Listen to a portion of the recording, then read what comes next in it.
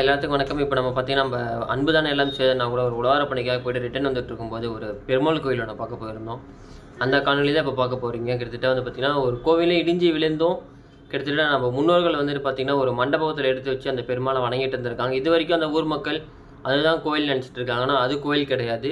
அதுக்கு பக்கத்தில் இடிஞ்ச நிலையில் ஒரு கோயில், ஒரு பெருமாள் கோயில் இருந்துருக்கு. அதுதான் அவருடைய பெருமாளுடைய கோவில். அறியாமல் மக்கள் வந்து பார்த்திங்கன்னா, அந்த ஊர் மக்கள் அந்த மண்டபத்தில் வச்சு இந்த பெருமாளை வணங்கிட்டு இருக்காங்க. ஸோ அந்த ஒரு காணொலி தான் நீங்கள் பார்க்க போகிறீங்க.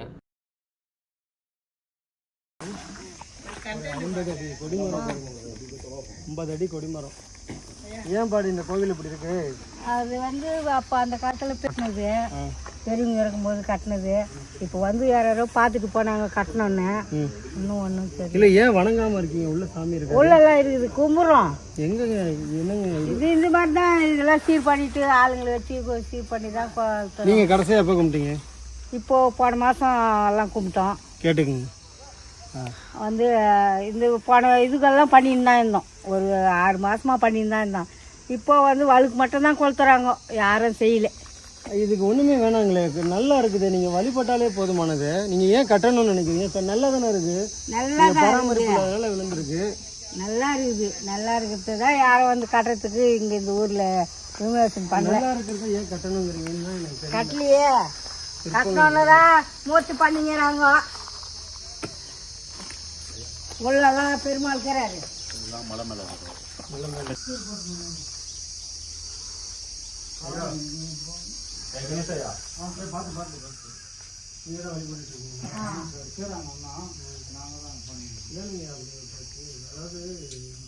இந்த கட்டணுங்கிறீங்க. எனக்கு தெரிஞ்ச நீங்கள் அப்படியே விட்டு தான் வச்சுருக்கீங்க. அப்படியே சுத்தம் பண்ணாலே கும்பிட்ற ஒரு கோவில் தானே. நீங்கள் அப்படியே விட்டுட்டு உங்கள் மண்ணில் அப்படியே இருந்தாலும் இந்த தூணெல்லாம் விடாது. நல்ல நிலையில் இருக்குது. அப்படி இருந்து நீங்கள் ஏன் கட்டணுங்கிறீங்க எனக்கு தெரியல. இந்த கோவில் நீங்கள் கட்டணும்னே இதை வழிபடாமல் விட்டுட்டீங்க. ஆனால் நல்லா தானே இருக்குது அப்படிங்கிறேன். அதுதான் 10 பேர் என்ன சொல்கிறாங்க ஊர் பொதுமக்கள். நீங்கள் சொல்கிற மாரி ஆல்ட்ரேஷன் பண்ணியிருக்காங்க. அது கோபுரம் வேணான்ட்டான், எடுத்துட்டு புதுசாக கட்ட சொல்கிறாங்க. 20 சிலை ஒரு 2 லட்சம் கேட்குறோம். ஒரு மண் முடியல, நம்மளால் பார்த்து விட்டோம். நீங்கள் திரும்பவும் கட்டுற அந்த இதில் தான் நிற்கிறீங்க. ஏன்னா கோவில் நல்லா தானே ஐயா, நல்லா தானே இருக்குது கோவில். அதாவது என்னன்னா, புல் சேர்த்தாமல் ஒரு உழவார பணி இல்லாமல் இருக்குதே தவிர கோவில் நல்லா தான் இருக்குது. ஆனால் நீங்கள் கட்டணும்னு நீங்கள் வணங்காமல் விட்டதான் எனக்கு தெரியும். இதையே நம்ம தெரிஞ்சுக்கலாம். அந்த கொடிமரத்தில் வந்து பார்த்தீங்கன்னா கருடனுடைய ஒரு சிற்பம் இருக்கும். இதுதான் பெருமாள் கோயிலுடைய முக்கிய ஒரு அடையாளம். சரிங்களா? கருடன் மேலே சுமந்துருக்கிற மாதிரி இருக்கு பாருங்க. இதுதாங்க. அப்படியே பின்னாடி திரும்பணும் அப்படின்னா அவ்வளோதான். சரிங்களா? ஆனால் போயிடுவான். ஒரே நிமிஷம் நான் உள்ள போயிடுவேன் ஃபர்ஸ்ட்.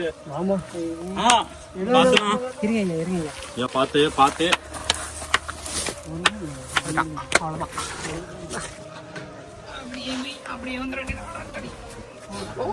இந்த கோயில்